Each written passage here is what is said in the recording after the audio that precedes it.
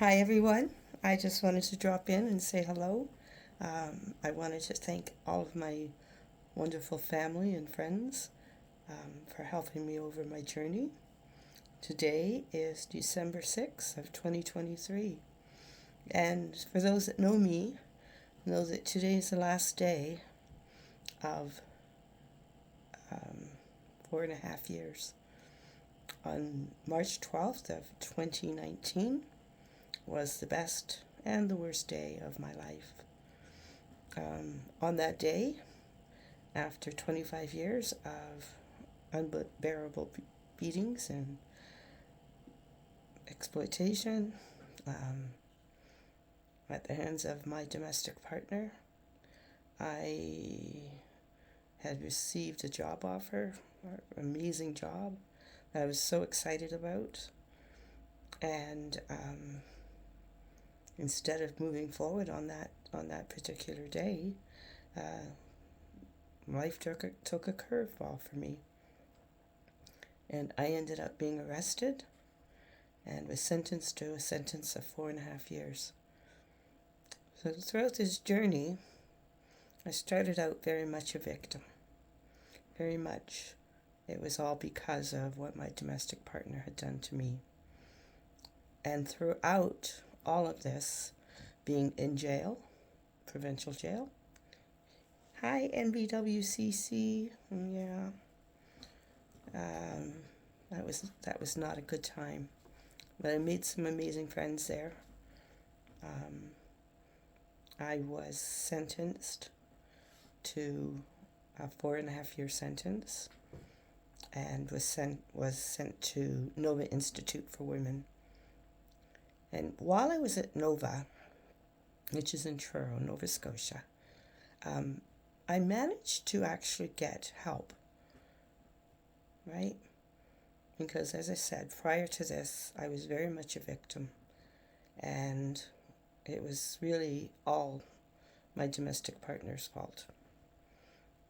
And the reality is that I had a part in this play. And recognizing what my part was, I was able to heal. I was able to look at my childhood. I was able to look at my adulthood. And I was able to move forward with the help of a great counselor, as well as program, which is mandatory when you go to federal prison. And I was able to understand a little bit more about me and how this abuse changed me and affected me. So when I got out of Nova in June of 2021, I went to a halfway house on Cape Breton. And a lot of people will say to me, like, what made you move to Nova Scotia? And my answer is always Parole. It's one of the best halfway houses in Canada. Um, and they have amazing, amazing staff there that not just supervise us, because that's one of their roles as a halfway house, but they help us with various programs so that we can continue our journey. I mean, some people do it and some people don't. But for me, I went into it head first, and I decided I wanted to do everything I can to become a better person. And so in December of 2021, sorry, dates kind of run together sometimes, I moved out into the community and I got my own apartment. Along this way, I was also decided to go to school. So I was going to college, and I became involved in theater, and I started doing, other kinds of things. So today, I'm a peer support worker. So I work with other women that are in the halfway house, as well as the Access Center, which is our second stage housing for women that are at risk of going to jail or at risk of homelessness. And I help these women, right? And because I've been through all of this, I'm able to give a voice to them and help them move forward. I'm also a public speaker on human trafficking and what it looks like. And how we can recognize the signs of human trafficking. So I go out and I give public presentations, giving first-hand voice for those that may not understand what human trafficking looks like. So I go out to high schools, I go out to colleges, universities, parole offices, community organizations, anybody that'll listen. Put a microphone in my hand, I will talk for hours. I've had some great successes and some not so great successes. But as taught to me is that sometimes just by placing a seed, you may not have an immediate result, but that seed has been planted, and hopefully these women will be able to come forward and move on in their life. So tomorrow is my first day free and clear of CSC, which is the Correctional Services of Canada. They're the ones that oversee our parole and send us back to prison if we violate or breach our parole conditions. And I am grateful. I'm really grateful for all of the things that I've been able to accomplish and the things that I'm still accomplishing, still moving forward. There's been some bittersweet, I wouldn't even call it bittersweet. I was selected to be in a play that I'm so excited about. It's called The Elf. And when I disclosed that I had a criminal record, I was asked to remove myself from the play, as there were children involved in the play.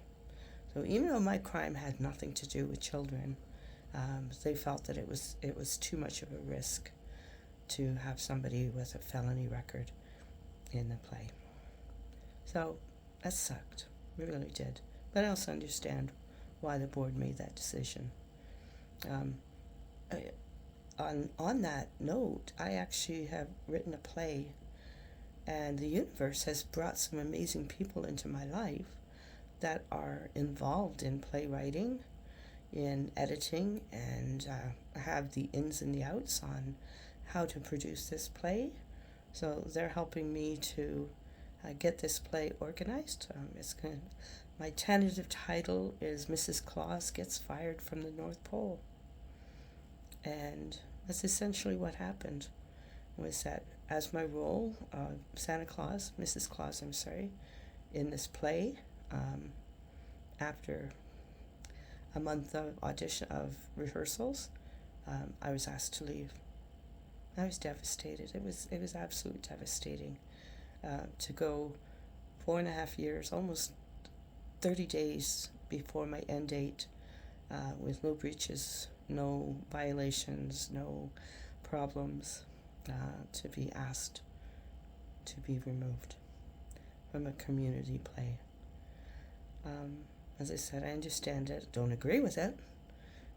Everybody deserves a second chance in life, and for whatever reason they chose to err on the side of caution. And the reality is that if I hadn't disclosed, they would never have found out. But, oh well.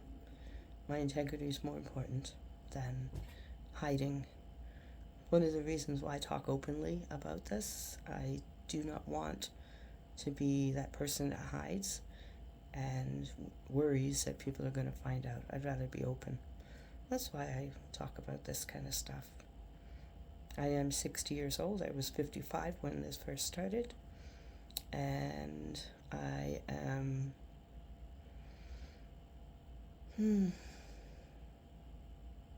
going places, people. I am. So I want to say thank you to everyone for your love, support, encouragement. Some special shout outs to some of my girls from NBWCC. I love you. I always will.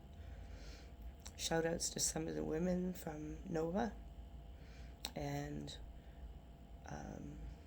all of the staff at the Elizabeth Fry Society of Cape Breton.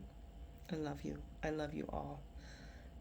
You've helped me more than you will ever know. And my sisters, my brother, your love and support means so much to me. For years and years and years, I was told by my domestic partner that you didn't love me and that nobody would ever love me, that I was worthless. And you've shown me by showing up that you love me, that I am worth it. And to anybody out there that is struggling, whether it is in the criminal element, domestic violence, drugs, alcohol, reach out. There's always somebody that can help. And if somebody says, no, I can't help you, then keep reaching out to somebody else. I'm always open. Like anybody that reaches out to me, I'm willing to help and put you in touch with the proper resources that you might need. And I love you. I love you all so very much. And I thank you. You have a great day.